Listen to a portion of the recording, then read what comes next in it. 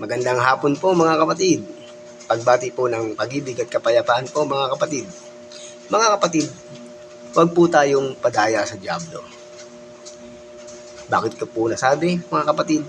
Kapagkat unti-unti po tayong nadadaya ng dyablo sa pamamagitan po ng ating mga cellphone.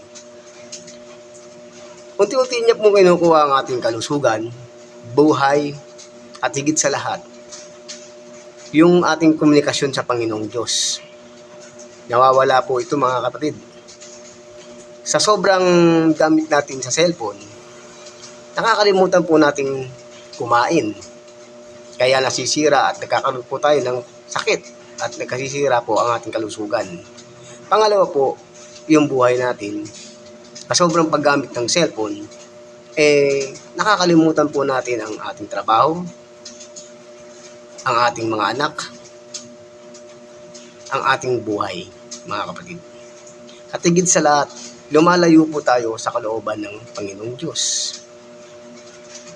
Sabi po sa Efeso 5:15 hanggang 16, mag-ingat nga kayong lubos kung paano kayo lumalakad.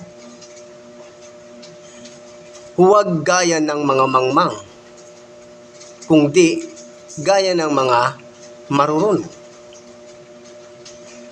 na inyong samantalahin ang panahon, sapagkat ang mga araw ay masasama. Napakalinaw po ng sinasabi ng banal na kasulatan mga kapatid.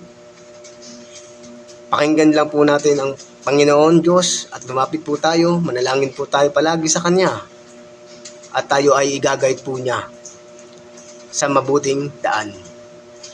Mga kapatid, to God be the glory, pag-ibig,